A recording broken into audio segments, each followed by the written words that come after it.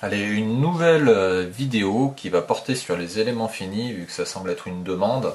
Alors là, c'est un exercice très classique qui est souvent donné aux étudiants. Alors je vais pas vous le résoudre complètement parce que ça va être finalement assez long et puis je vais pas faire votre travail à votre place. Par contre, on peut essayer de voir un petit peu comment on va résoudre ce problème. Alors ici, on est dans le cas d'un treillis plan où on a différentes barres qui font toutes les mêmes longueurs et qui sont articulées les unes avec les autres. Ce tri est posé ici, si je regarde les conditions limites, glissant de chaque côté. Alors, ça va être un peu compliqué, vu qu'il est glissant, il peut se translater de gauche à droite. Pour trouver les conditions limites en déplacement, on va utiliser une petite astuce, on verra que tout va bien se dérouler. Alors on nous dit que la poutre est de rigidité EA ou ES, bref, c'est-à-dire que c'est E fois A, ou si vous voulez E fois S, c'est la même chose, c'est-à-dire le module de Young multiplié par la section de la poutre. Parce que les poutres ici, elles sont soit tirées, soit comprimées.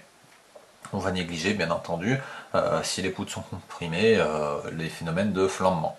On va dire que les poutres ne sont que comprimées, qu'on ne va jamais dépasser la charge critique.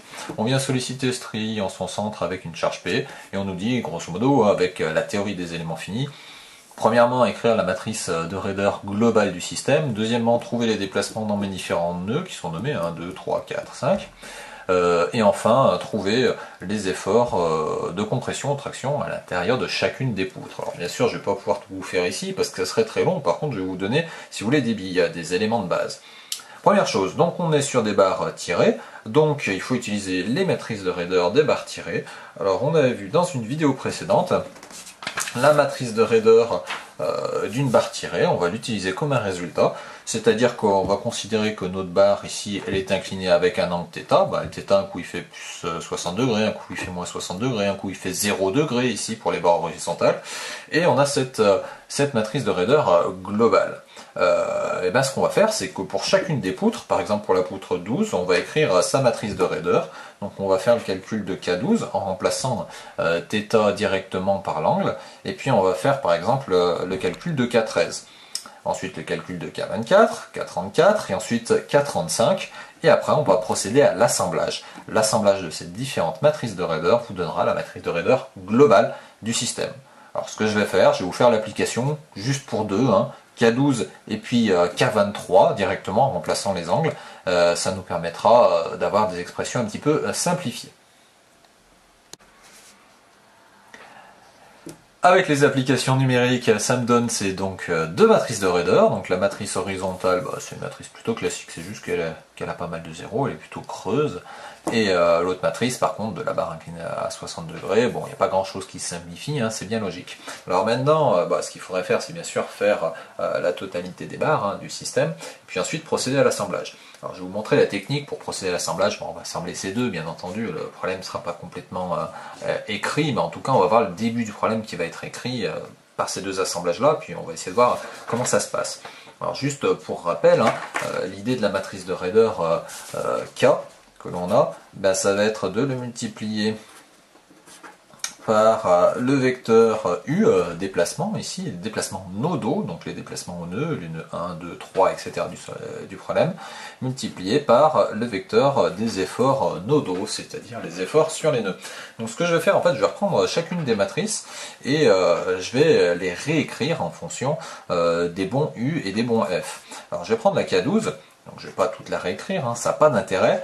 Par contre, la K12, je vois ici qu'elle a 4 composantes en hauteur, ça veut dire que je vais avoir un vecteur nodal qui fait U sur 4 composantes, et des efforts nodaux aussi de la même manière. Alors ce que je vais faire, je vais juste essayer d'indiquer à quel nœud je fais référence, ça me permettra de faire l'assemblage.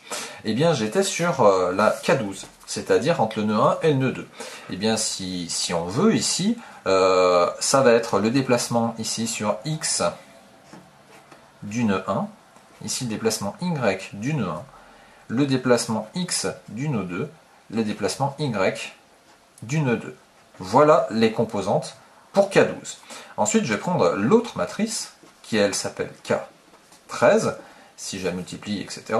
Bref, ce déplacement, ça serait X du nœud 1, Y du nœud 1, X du nœud 3, Y du nœud 3. Avec les déplacements X et Y, bien entendu, en fonction de mon problème, c'est-à-dire que le X il serait comme ceci, et le Y qui serait comme ceci, sous-entendu, voilà. Donc le nœud 1, effectivement, il peut se translater sur Y ou il peut se translater sur X. Allez, bah on va pouvoir donc, grâce à ça, opérer l'assemblage. Et bien ce que je vois, c'est que ces matrices-là, elles vont venir s'assembler ici sur le nœud 1. Par contre, le deuxième nœud, le nœud 2 et le nœud 3 de chacune des matrices, bah, ça ne va pas s'assembler l'une avec l'autre. Donc en fait, ce que je vais essayer de réécrire, c'est une matrice K globale. Alors bien sûr, il faudrait l'écrire avec la totalité des poutres. Moi, je vais vous l'écrire qu'avec 2 poutres. Et cette matrice K globale, il faudrait que je la multiplie du coup par le nœud 1, x et y, le nœud 2, x2, y2, le nœud 3, x3, y3. Ok, et bien on va faire cette addition de sous-matrices et on va prendre des bonnes composantes. C'est-à-dire que la première composante ici qui dépend donc de x1, et bien va venir s'additionner avec la composante qui dépend de x1 de elle aussi, etc. etc. Alors pour éviter de vous y perdre dans l'assemblage de ces matrices, je vous propose ma petite technique. Ça va être de nommer les colonnes et les lignes de vos matrices de rigidité de chacune de vos matrices de raideur des poutres indépendantes. Donc, comme je sais que je vais dépendre de x1, y1, x2, y2, bah, pour ma première barre K12, eh bien, ce que je vais faire, je vais renommer ma colonne x1, y1, x2, y2, et je renomme de la même manière mes lignes x1, y1, x2, y2. Pour mon autre barre, la barre K13 ici, eh bien, je vais faire la même chose, x1, y1, x3, y3, x1, y1, x3, y3. Allez, moi j'aimerais savoir la matrice de raideur globale de mon système, qui va donc dépendre de K, x, y, 1, x, y2, x, y3. Bon, déjà, je vois que x, y1 et x, y2, c'est la matrice de raideur de ma poutre inclinée à 60 degrés. Bon, c'est celle-là. Alors, juste ce que j'ai fait, bah, je l'ai recopié tel quel. Ok, dans une espèce de grande matrice de raideur qui va être immense, hein, auquel je vais rajouter donc 2 lignes et 2 colonnes pour pouvoir faire apparaître l'autre poutre. J'oublie pas bien sûr le terme ES sur L. J'ai juste fait que recopier. Alors comment est-ce que je vais pouvoir maintenant additionner la matrice de raideur de ma poutre horizontale? Eh bien ce que je vais faire, je vais regarder où je suis. Je vois que j'ai 1 en x1, x1. Eh bien j'identifie ma colonne x1, x1 sur ma poutre globale et je vais lui rajouter 1. Alors, je vais juste changer de couleur pour qu'on puisse s'y repérer. Ensuite, en y1, x1, j'ai 0. Donc en y1, x1, j'ai 0. Bon, je n'étais pas obligé de le marquer, mais je le remarque.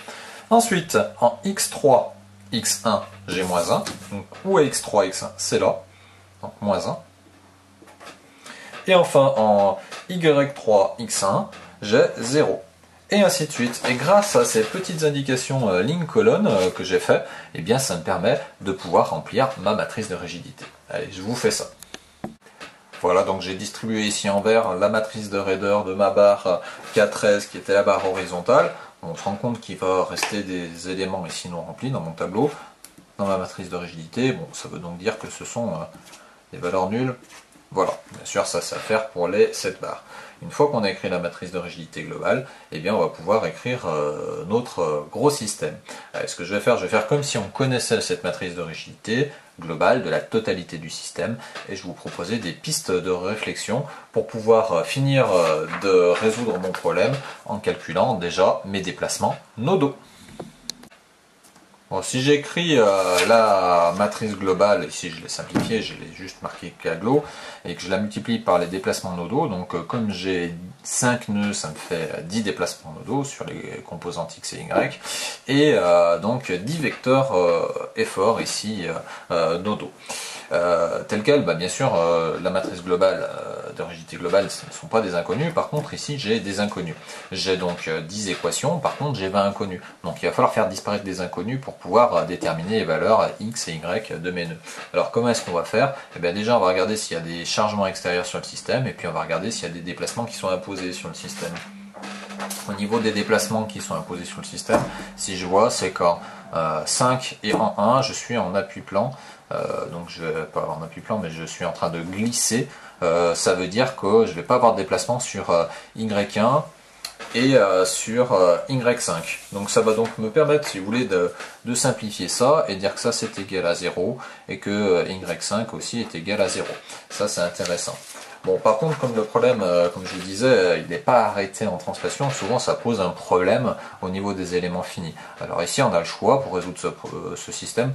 Soit on va considérer par exemple que x1 est égal à 0, et puis on l'impose égal à 0, soit on considère que le problème est symétrique, et c'est plutôt que le point 3 qui lui va pas se translater, vu que le problème va se déformer de manière symétrique, le point 3 on va l'imposer avec un déplacement nul au niveau de x. Donc c'est ce que je vous propose de faire pour vraiment essayer de respecter les conditions limites du problème.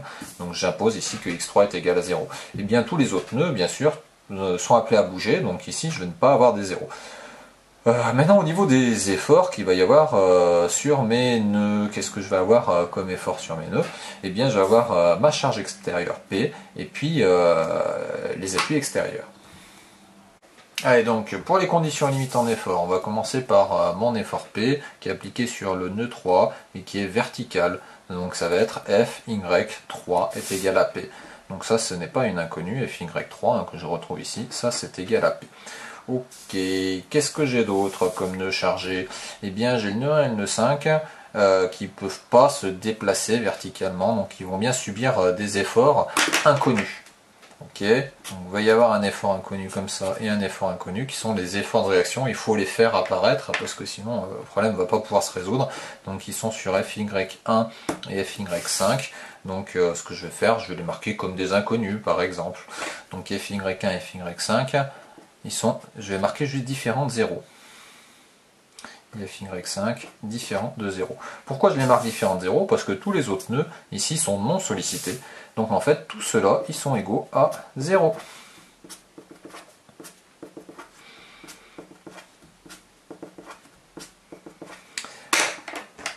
Les inconnus du problème, x1, x2, y2, y3, etc., etc., Fy1, Fy5, Fy3 n'est pas une inconnue, c'est une donnée du problème, on nous donne P. Et bien voilà, on a un système qui du coup a plus que combien d'inconnus? Eh bien 1, 2, 3, 4, 5, 6, 7, 8, 9. On devrait pouvoir résoudre ça sans aucun souci. Bon, on se rend compte qu'au milieu, ici, au passage, là au niveau du nœud 3, sur l'axe des x, bah, finalement on n'a rien d'intéressant. C'est une équation qui va disparaître. Si je multiplie quelque chose par 0 et que c'est égal à 0, c'est une équation ici non utile, donc finalement je me retrouve avec 9 équations, 9 inconnues, on peut parfaitement résoudre. Bon, je vous laisse manipuler, l'idée c'est d'exprimer x1 en fonction du reste, et bref, passer la matrice de l'autre côté de l'égalité. Une fois qu'on a donc résolu ceci, on peut déterminer par exemple la valeur de x1, on peut l'exprimer en fonction du reste, on peut trouver la valeur de x2, on peut trouver la valeur de y1 et la valeur de y2, bref, la totalité des déplacements nodaux. Bien sûr, ici, moi j'avais dit tout à l'heure que y1 qui était égal à 0, donc je n'oublie pas de laisser que ça c'est égal à 0. Alors comment je vais faire pour trouver les efforts à l'intérieur des poutres qui constituent mon système? Eh bien c'est assez simple, en fait j'ai remonté sur les matrices de rigidité de mes poutres, par exemple, pour trouver les efforts qu'il y a dans la poutre 12, je vais prendre la matrice de rigidité K12. Dans la poutre 13, je vais prendre K13. Allez, moi je vais prendre K12 par exemple. Et en fait, ce que vous allez faire, c'est que ce K12 ici, vous allez le réécrire. Et en fait, pour trouver l'effort, vous allez donc ce K12 ici, je vais le multiplier par les valeurs que j'ai trouvées, c'est-à-dire x1, y1, donc qui était nul, x2 que j'ai trouvé et y2 que j'ai trouvé. Donc une fois que j'ai fait cette multiplication-là, eh bien ça vient tout simplement me donner mes efforts sur la poutre. C'est-à-dire je vais trouver grâce à ça l'effort qu'il y a sur x1 dans ma poutre, bien sûr, l'effort qu'il y a sur y1 dans ma poutre, l'effort qu'il y a sur x2 dans ma poutre, l'effort qu'il y a sur y2 dans ma poutre. Alors bon, connaître les 4 efforts, finalement ça n'a pas trop d'intérêt. Ce qui est surtout intéressant, c'est par exemple d'en prendre 2, parce qu'après tout, si la poutre elle est soumise à un effort d'un côté, l'effort qu'il y a de l'autre côté sera égal et directement opposé. C'est pour ça qu'il doit y avoir une sorte d'antagonisme entre l'effort que vous trouvez sur le point 1 et sur le nœud 1 et l'effort que vous trouvez sur le nœud 2. C'est pour ça qu'on va en étudier qu'un seul.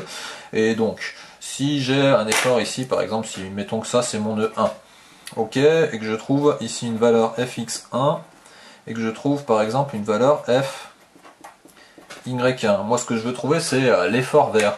Eh bien, l'effort vert, il faut que ça va être la résultante, enfin, ça va être la somme des deux résultantes, c'est-à-dire de Fy1 et Fx1. Attention, c'est une somme vectorielle, donc si je veux trouver la vraie valeur d'effort de traction ou de compression, il va falloir que j'opère un théorème de Pythagore, tout simplement. Après, pour savoir si je suis en traction ou en compression, il suffit juste d'étudier le signe des efforts que vous avez ici.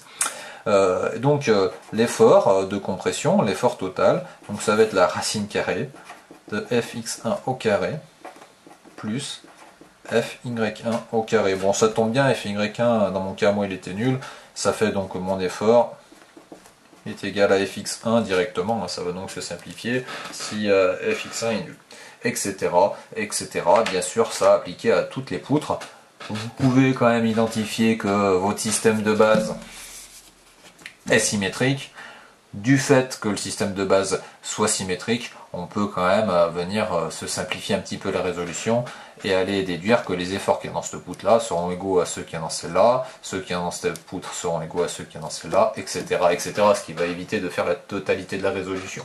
D'ailleurs, même pour résoudre le problème de manière bien plus rapide, c'est plutôt qu'étudier les 7 poutres, on aurait pu étudier par exemple que la moitié du problème. Ça nous gagnerait un petit peu de temps. C'est-à-dire qu'on aurait pu considérer, ça peut être intéressant, hein, c'est que le tri, plutôt qu'il ressemble au tri initial, c'est qu'on le coupe en deux. Ça, c'est pas mal quand même, du point de vue temps de résolution. Donc ce que je fais, je le coupe simplement en deux. Donc, au niveau de cette poutre-là, bah, du coup, elle mesure L sur 2. Par contre, celle-là, elle mesure L, elle mesure L. J'ai toujours mes angles de 60 degrés. Donc ça serait le nœud 1, le nœud 2, le nœud 3. Et ici, bah, je créerai un nœud que je vais appeler par exemple 4', hein, pour faire la différence avec le nœud 4. Simplement, le nœud 4', ici, ce que va faire la poutre, comme le système est symétrique, en 4, elle va faire que se translater verticalement. Donc ce que je vais lui permettre de faire à cette poutre, je vais la mettre artificiellement sur un appui comme ça. Et puis, même chose pour celle-là. Vu qu'il n'y a pas le reste du système, je lui permets aussi de se translater verticalement. J'ai rajouté des conditions limites ici en déplacement. Par contre, j'ai divisé le système en deux. Par contre, mon effort P ici, qui s'applique sur le nœud 3, il n'est pas égal à P. Par contre, il est égal à P sur 2, vu que je divise le système en deux. On pourrait travailler sur ce système-là, et le résoudre, on trouverait exactement les mêmes résultats que si on travaillait sur le système global. Et là, on voit tout l'intérêt d'aller travailler avec les symétries des systèmes, c'est que tout d'un coup, il y a bien moins de poutres à travailler, il y a des matrices beaucoup moins grosses, beaucoup moins de travail, et c'est ça qui est intéressant. Voilà cette vidéo qui reprenait un exercice de cours qui est assez souvent donné à la faculté ou en école a été traité. Je vous laisse faire la totalité des développements. Disons que l'essentiel en théorie des éléments finis, c'est pas tellement de faire les développements à la main, hein, bien entendu, c'est de comprendre ce qui va se cacher derrière, les méthodes de résolution, pour pouvoir après, bien entendu, utiliser les logiciels qui vont faire les bons développements pour nous. Voilà, bonne révision.